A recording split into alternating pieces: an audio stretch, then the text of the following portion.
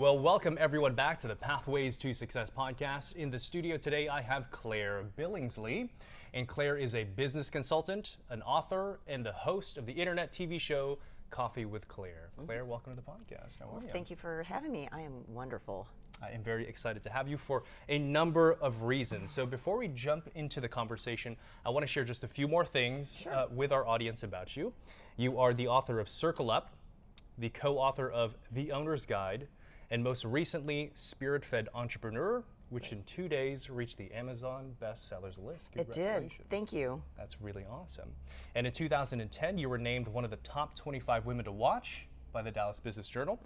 And you were also a certified NLP practitioner and a certified laughter yoga leader. That's amazing. Lots of stuff there. So, well, the reason why I was really interested in you, because I recently started a training and development company, and you really seem to have an expertise in leadership development, team building, and specifically this idea of combining improvisational comedy with business. Yes. So let's first start there. How did you get into improv? I was a corporate trainer at Fast Signs International, and we had franchisees come in from all over the world, and they were in our training for 3 weeks solid. They couldn't go home, and we even had training on Saturdays. It was intense, and I felt very responsible for them to know what they were doing when they graduated so they could run a successful business. Right. But I also knew that was a long time to be away from your family, and so I wanted it to be fun. I didn't want it just to be like, standing up there with the talking head. So I took this improvisational comedy class. It's just like this little fun ed classes. Every Tuesday night we would learn new skills, and then Wednesday morning I'd take a look at my curriculum and see where I could insert what I had learned the night before into the learning. And it was amazing, the transformation that happened in the classroom. I mean, people were engaged, they were excited. Wow. It was just really, the term I've heard is sticky. It really stuck with them. And I knew I was onto something when I was actually doing field visits, and I would go out into the field, and the owners would take me into the production room and say, Claire, we have something we want to show you.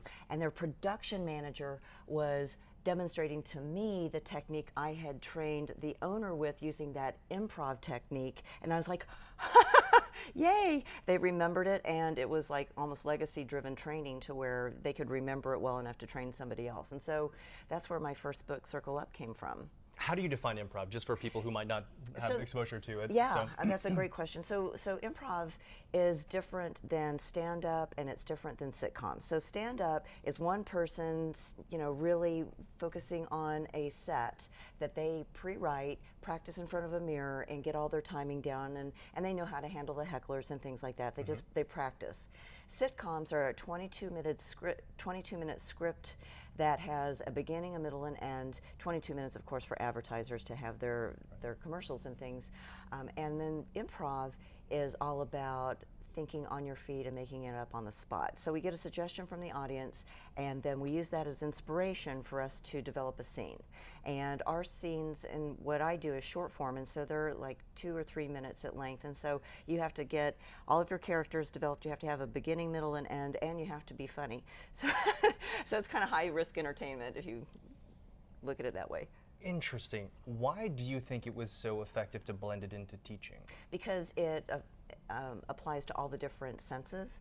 And as any educator knows, whenever you have more than one sense involved in the learning process, you're going to be able to touch more people. And everyone learns differently. Some people are visual, auditory, kinesthetic. This is everything. So does it appeal to one particular personality type, or is there really something for everyone there? Like, what about the introverts, the people who don't necessarily? Yeah, it really does appeal to everyone once they feel safe. And that's the big thing in improv, is that the first pillar is trust. And you have to really be able to trust your scene partner, because you're writing a script line by line in front of a bunch of people you don't know. And so if I know that you have my back, and it's your job to make me look brilliant, and I have that same place in my heart for you, that we've got that trust place, and it's my job to make you look brilliant, you make me look brilliant, it works. And we have a lot of people that take our classes that are lawyers, accountants, people that are not real comfortable being in front of a group of people just so they can get that feeling of what it feels like to be successful with people they don't know watching them. And so it gets you out of your head and into your heart. And when you open your heart, the baroreceptors are where the creativity flows, and that's where all the magic happens. So I remember when we had lunch, there were sort of these like tenets to Yes. improv. What are they? So we've talked about a couple. There's trust, there's listen, watch, and concentrate. And that's a big one because you've really got to be fully present in improv to be a good contributor to the scene. Because if you come in and you haven't really been paying attention, you're kind of pre-writing a script inside your head, it may not fit. And then everyone's looking at you like, now you're making our job twice as hard, because now we have to figure out how we justify what you've brought into the scene, which makes no sense to anything else that we've already worked really hard to set up. And we also have to make you look brilliant. Well, that reduces trust. And when you think about that in business, there's managers, not anyone that we know, but there are managers that, everything is running really, really well. And then they kind of fly in like a seagull and do this little zap management thing and they fly away. They have just done what that improviser did in a business scenario. They have not paid attention to what's going on. They've come in and contributed something that didn't make sense, and then they make these people work twice as hard to make it work. And so, there's a lot of correlations between what we do in improv into the business world. Another one is give and take. It's really important in a conversation and communication to allow the other person to speak. Because otherwise you can't have any feedback. You don't know what is, what you're creating together in the conversation. If I'm talking all the time in a sales presentation, I'm not listening to my customers' needs. I have no idea what they want. I just know the agenda I have in my head. Maybe totally off from what they really need. So interesting. Yeah. So, and the other ones are, like I said earlier, making you look brilliant. I mean, I would love to work in an environment where it's everyone's responsibility to make the other person look amazing. We all understand what each person's gifts and talents are and where they fit into the overall organization, and feed them those things where they can be very, very successful. And when you have that kind of thing, everything, it's just like a really well-oiled machine. If all of the cylinders are working really well and everything's clicking along, productivity is amazing, and people are happy because they feel like that I'm contributing something that makes sense to me. It feels good, and when people feel good, they produce more. They show up. They're loyal. They understand clearly the expectations. It's just an amazing work environment that you can create, and that's what we do every day in improv. We just don't really think about it in a business sense. I think that's fascinating. So it does sound like before successful improv could take place, there is a framework you have to operate by. Yes. Right? Yes. So there are rules. Yes. That you have to trust, and it's like this. It's not a I'm doing it better than you thing. Oh no. It is I think it's interesting. You said my job is to help you, and I can see how that translates. Yeah. Because it's in work relationships, and in any relationship, there's status, right? In improv, we all go in with equal status. It doesn't matter if you're an attorney and I'm a bookkeeper. When we're on stage, we are equals, and we can create status through our body language, our posture, our voice, and the character that we create. But we still equally respect each other. And they're the choices that we make. There are higher percentage choices and lower percentage choices. And each one of them are workable. Higher percentage choices are a little bit more fun to work with. But and that's true in business too, right? So we really do have this framework of, I just use air quotes, rules, because once you understand the rules, they can be broken. A really big one in improv is yes and. And it's all about accepting anything your partner says and adding a little bit more information. Because when you say no, what happens to the conversation? It goes south. That you end the possibility of additional context. Yeah. All the creativity is gone. You've just burst that bubble, and it just went. The balloon went. You're like, okay, now what do I do with this thing? So if we are yes-anding each other, we are accepting what the person has said. We are fully present, so we understand what they're saying, so we can add something that makes sense. And you just build and build and build that way. And when a third person comes in, even though we're talking, we shift our attention to that third person to allow that next idea to come in, and then the two people that are already in the scene yes and as a group to this new piece of information they bring in. So it's very seamless when it's all working well. What were the disciplines of the individuals you were training at Fast Signs when you first started doing this? What jobs did they do? They were owners of the franchise model. Okay, so they're entrepreneurs. Yeah, okay, business. Okay. Yes. Gotcha. What would you say were the three kind of key benefits that groups have experienced as a result of improv training? For when I've gone out and done like with Frito-Lay and JCPenney and stuff like that. Yeah. I think the first thing is the status, because I did a workshop with Frito-Lay, and we had C-suite individuals and line workers all in the same room. And what was happening was that they were all learning something new at the very same time. And so the status had to go away for them to be able to work together in teams. Even though I'm a C-suite person and you're a line person, we're learning this information together.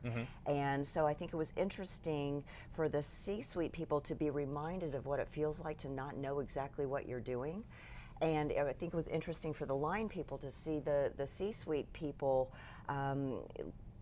really tune in and be willing to work with them in a team to develop something new. And it was amazing, because during the workshop we have a lot of games that we play, and then they had a cocktail party later, and I was observing the people that were in my workshop, and they were using some of the improv things that they did at the tall rounds, having their little cocktails with the C-suite person and the line person talking. So it was like it went beyond just the workshop. It was amazing. It's like you incorporated like play, like fun, like learning in a classroom could be drudgery, but it's interactive. Yes. And I like how it's not me focused, it's kind of you focused. Yes. I think that's interesting on a lot of different levels. So for people, I can see how like some people would be like, this is silly, there's no way I'm gonna do this. But what do you do to kind of loosen them up to get engaged?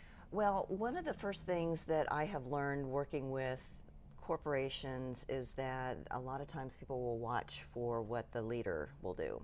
And so they look for cues. So do you like brief the leaders ahead of time? Yes. That you gotta, okay, that makes sense. Yes. We do a little pre-work with them just to make sure that because if they don't buy into it, no one is. Because it's like if they're, oh, this isn't fun, this isn't funny, is anyone else going to take that risk? It's my boss, and so I have to follow the leader. And so once the leader buys in, then we're okay. And we do. I love it. We do a little mini session at the very beginning that we all say that it's a no judgment zone. Okay, and the way I do that is we either channel our inner 5-year-old, or we allow our ego to take a short vacation, whichever one resonates with people. But we find a partner and we give each other verbal permission. We make eye contact, and everyone is in agreement that this is a judgment-free zone. And I like how you said temporarily suspend. So like the egomaniacs can be like, all right, I'll surrender for a little bit. I can do this then I'll get it. Then I'll get it back afterwards. Right. Let's do a few exercises. Can you do a few exercises with me? Sure. And I'm putting myself out there too. So what does this look like? What's an example of one? Okay, so we'll practice yes and. Okay. And so what we're going to do is build a story using a yes and technique. And so what I'll do is I'll have you say a neutral statement of the day. Okay. And then I will take one piece of that statement that you made, and I'll yes and it, and add one new piece of information. And then for your turn, then you'll take that one new piece of information that I've given you, yes and it, and add one more piece of information. And so we're just building one piece at a time this story together, okay? I'm nervous. Oh, I saw your Okay, brow yeah. go down. Yeah, okay, yeah. It's like, okay, I'm processing all of this. Okay, yeah, because like the super cerebral side of me is trying to analyze and break this down before we even start. I'm already trying to script things right now in my head. Yes, which is very instead of natural. Being fully present. But we do have to implement those rules where it is a yes and, that's like that's a thing, and I have to try to make you look like a superstar. We do that together. Yes, Right. my job is to make you look brilliant. Your job is to make me look brilliant. And so we don't trip people up when we're doing this exercise. It's like, I want to give you information that makes sense, so you have something to build on. You know, if we're talking about building a skyscraper and you bring in something about a bumblebee, then I have to think about, okay, how does the skyscraper and the bumblebee work together to keep the story moving forward? That is not probably as natural as, you know, we're talking about a skyscraper and you bring in a hammer. You know, it's just a little bit more natural flow of things. Does that make sense? It does. Okay, so let's start with a new, and we won't go very long on this exercise. But How do we know when we're done? we really just kind of declare it done. Okay. Well, you know, All right, let's do it. We'll either conquer the world. Here you go, blow folks. My improv debut. Let's do it. All right. Da, da, da, da. Okay. Okay, so you make a neutral statement of the day. Today is Saturday. Yes, and because it's Saturday, I'm wearing Converse sneakers. Yes, and I see you're wearing Converse sneakers, but I'm wearing a no-label brand white tennis shoe. Yes, and when you wear no label white tennis shoes, you have a blank canvas on which to paint. Yes, and I mentioned earlier that they're no-name brand, but now it just hit me. I got these at H&M. Yes, and since you got them at H&M, it lets me know that you are a frugal shopper. Yes, and that's one of the reasons why I chose H&M, because I am a frugal shopper, but their fashion seemed pretty legit, right? Yes, and when you choose legit fashion, you are known as a fashion expert, even if you haven't spent a lot of money. Yes, and that might be true, but I can tell you for sure I am not a fashion expert. Oh, did I break the rules? It's okay. Oh, okay, yeah, I said no! I said no! Well, you know what though, isn't Even it? though I'm not one. Wait, did I break the rules? You didn't actually say no. You used the word but.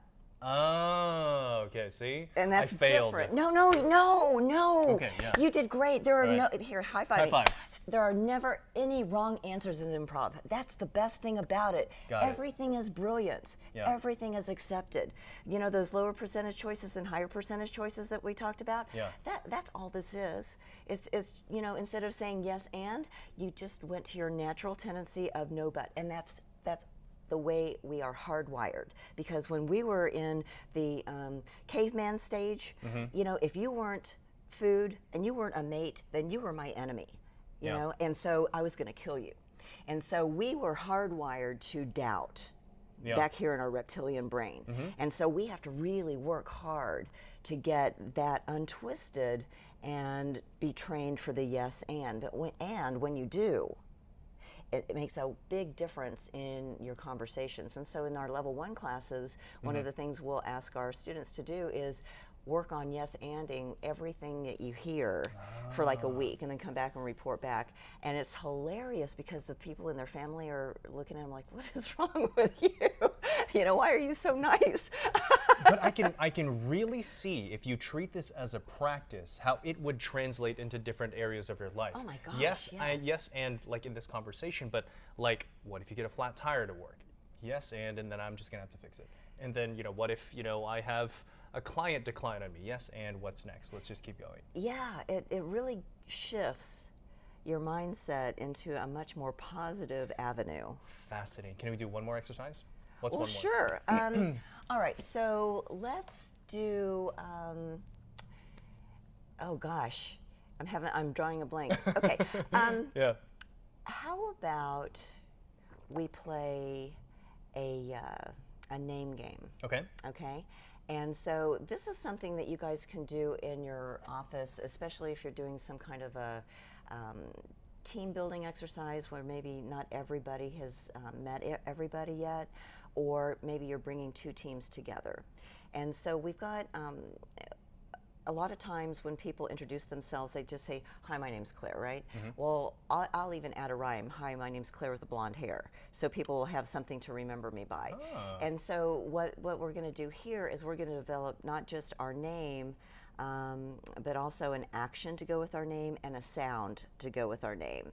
And just imagine this as in a group of people to where, you know, we would start with the leader and go all the way around the room and hear everybody's name, see what they do for the activity, and make a sound.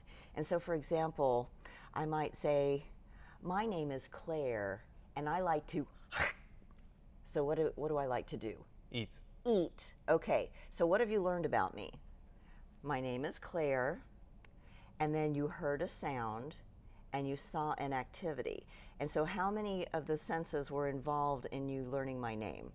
Auditory, visual, kinesthetic, you were moving. Yes, and when we do this, when we go around the circle, every person is going to say your name. They're going to do your activity and make the sound. So it registers in their brains, in their bodies, all of those kinesthetic, auditory, and visual things that they've learned about you. So it embeds your information much deeper into their brain, okay? So my name is Claire, and I like to, and then you introduce yourself. Oh, crap. Okay, yeah. This is supposed to be the easy part. No, I'm just teasing you. You're doing great. You're doing great. My name is Julian, and I'd like to. Oh gosh, I suck at this. Okay. No, you don't. I was Judgment-free. analyzing the entire time you were talking about. I was already preparing, man, and it's like I was even losing what you were telling me. I can't think of it right now. Okay, from the heart. Okay, yeah. My name is Julian, and I love public speaking. I'm doing this so bad. Okay. Remember, no judgment. No judgment. No judgment. Okay, yes. Yeah. Okay. So what you're illustrating is how anxious we get Yes. when we're doing something new. And, you know, as corporate trainers, we always want to remember that, you know, even when, you know, we are subject matter experts when we get in front of a group of people, right? We know our stuff. We've earned the right to be there. They may not have ever heard what we're saying before. And so being able to put yourself in that place, that you were there right then, and understand how that guy in the back doesn't want to say anything because he is so busy processing. He's way back on your intro, and you're into your first subject.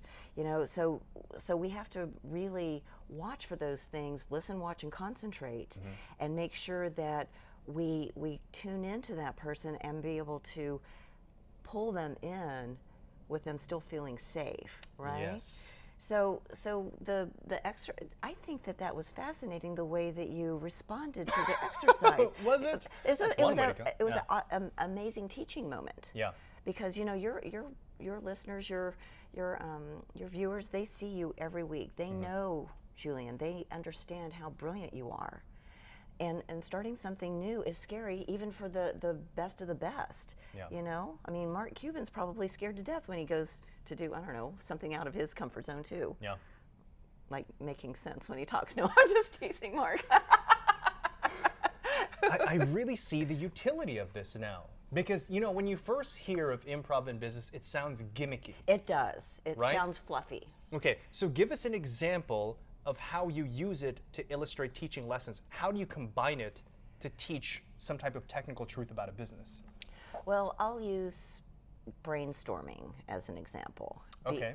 Because a lot of companies will say, you know, we really want everybody's ideas. We've got a new product or we've got a new project that we're starting, and we want everyone's buy-in because, as you know, people have a tendency to support what they help to create.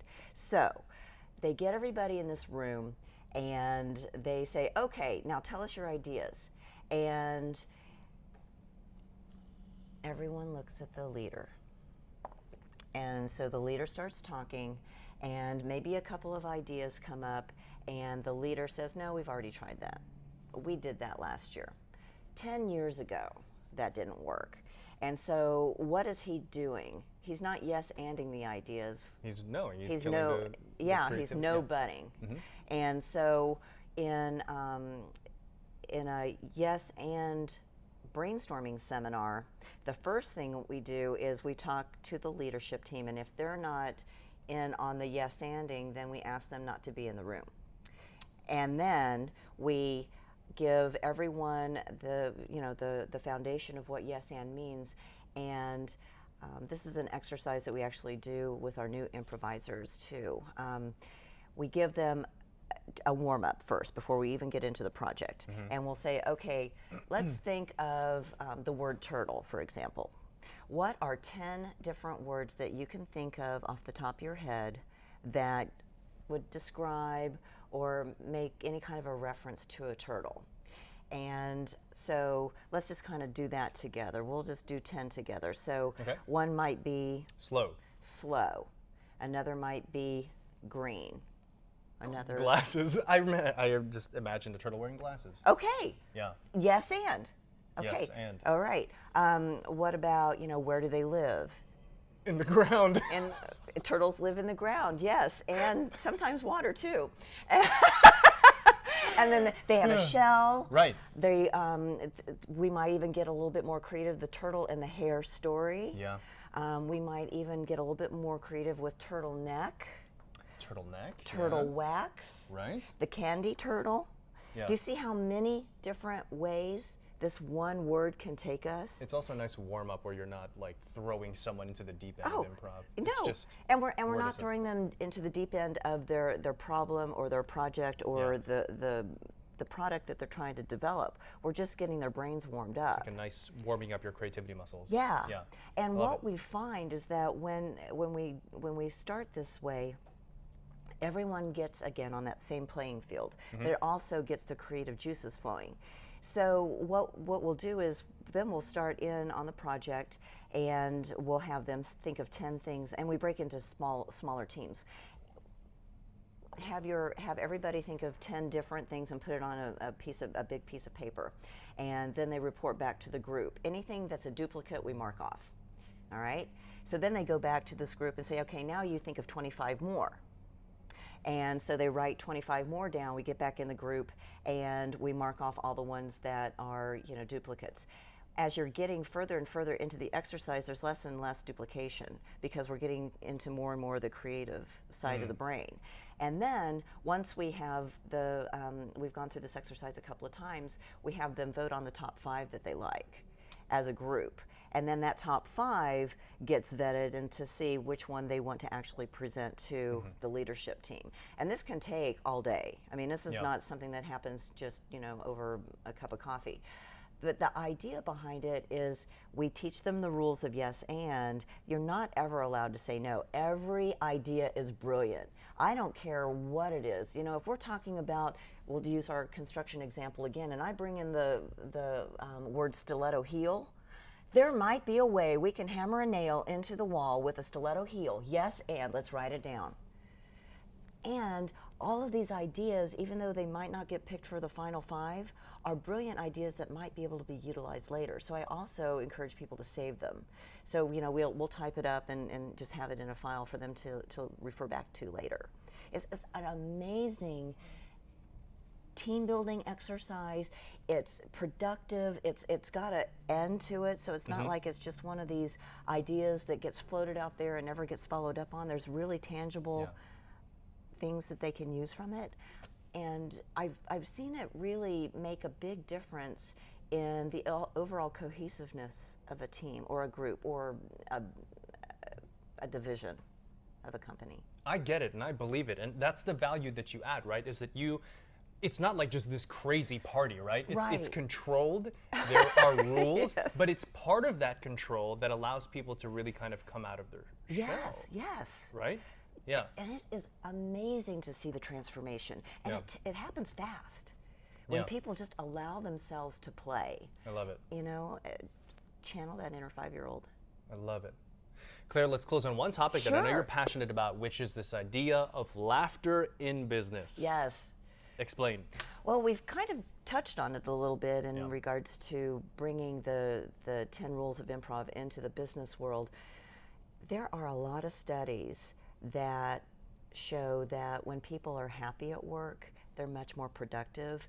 They get sick less. they are loyal to the company, they bring other like-minded people to the foray, and it makes a huge difference in the overall culture and performance of the organization.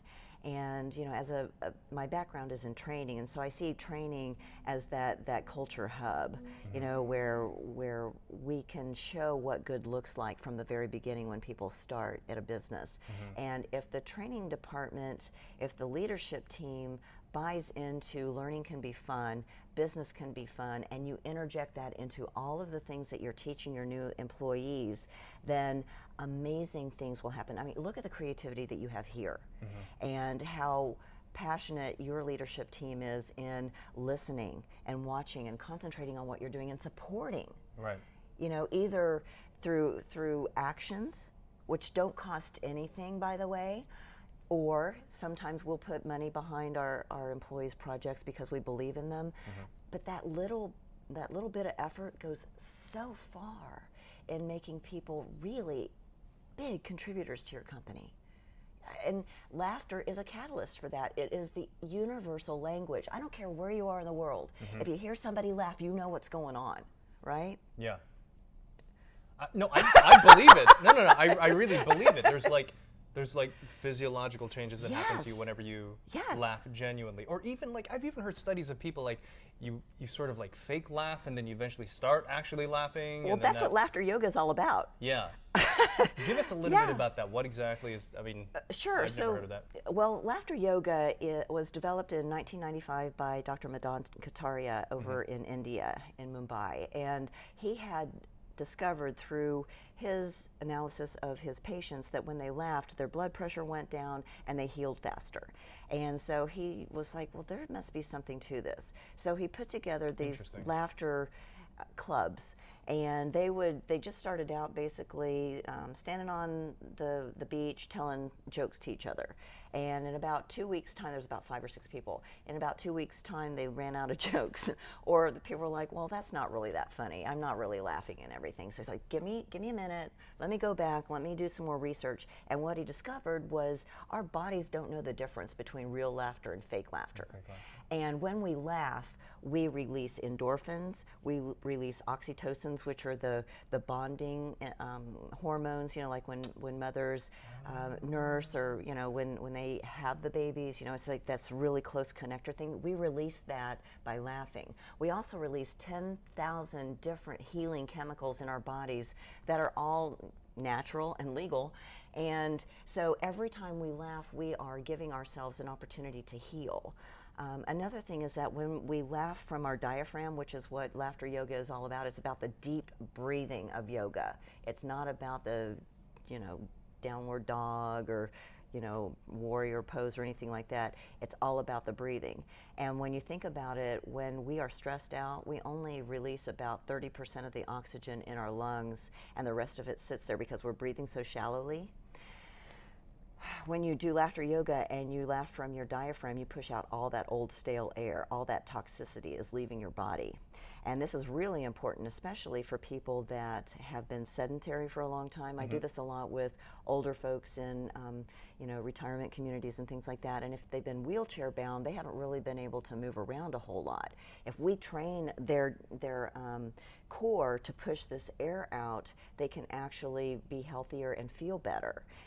And 1 minute of laughter yoga is like 10 minutes on an exercise bike as far as all of those things being released out of your body. And so if they haven't been able to be real mobile for a long time, they get this runner's high that they haven't felt in years. I mean, it is just amazing how healing laughter is. Wow. Yeah. How come people don't talk about this more? You're the only person I've ever heard about.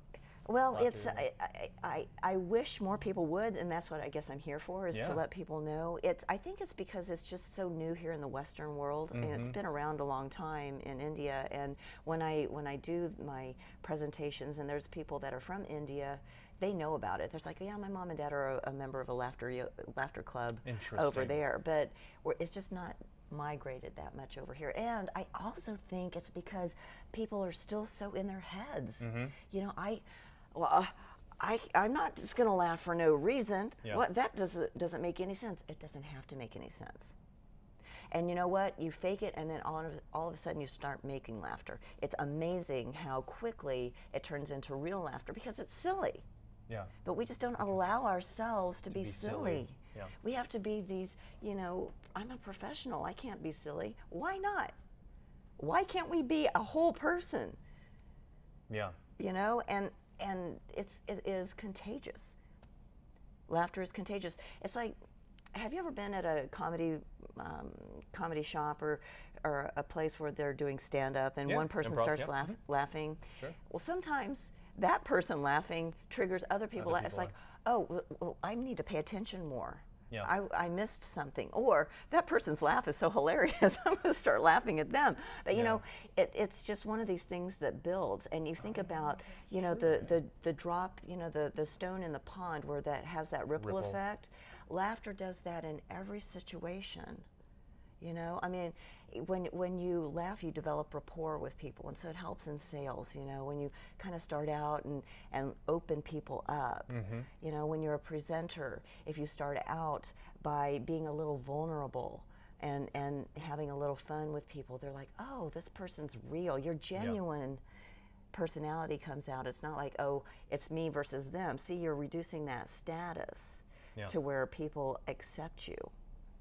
And it's not a point of weakness. It's actually a point of strength when you can do that. And when you have to rise up, make the corrections, and then come back again, what a brilliant management tool. Wow. Wow. That's just unbelievable. Wow.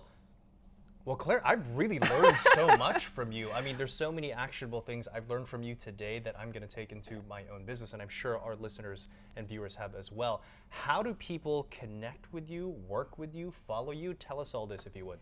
So you can see me on my show. I have a show called Coffee with Claire. We're on Women Broadcast Television Network, so it's WBTVN.tv. And all of my shows are archived there. It's under Coffee with Claire, so you can watch me anytime, 24/7. We're also on Roku and Amazon Fire Stick, and we have about 30 million subscribers when you add in all of the internet carriers. We also have a website, coffeewithclaire.tv, and I also have a consulting company. It's Billingsley Consulting Group, and you can contact me at claire@billingsleyconsultinggroup.com. All right, awesome. And we'll make sure to have all of your contact information in the show notes as well. So, Claire, this has been an absolute pleasure. Thank you so much for coming on the podcast. My pleasure. All right. And everyone else, thank you for tuning in to another episode of The Pathways to Success. As always, make sure to subscribe, comment, and share, and we'll see you next time on the next episode of The Pathways to Success.